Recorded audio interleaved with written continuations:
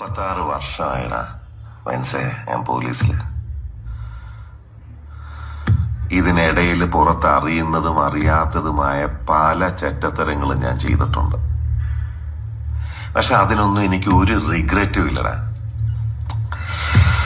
2 ദിവസം കഴിഞ്ഞ് ഞാൻ ഡിപ്പാർട്ട്മെന്റിൽ നിന്ന് റിട്ടയറായി DYSP മെഡലും വാങ്ങി ഇറങ്ങുമ്പോ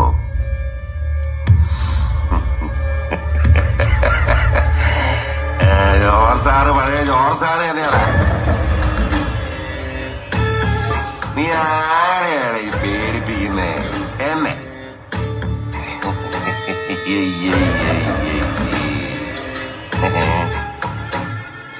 നിന്നെ കാണാൻ ജോർജ് സാർ ഇവിടെ വന്നിട്ടുണ്ട്.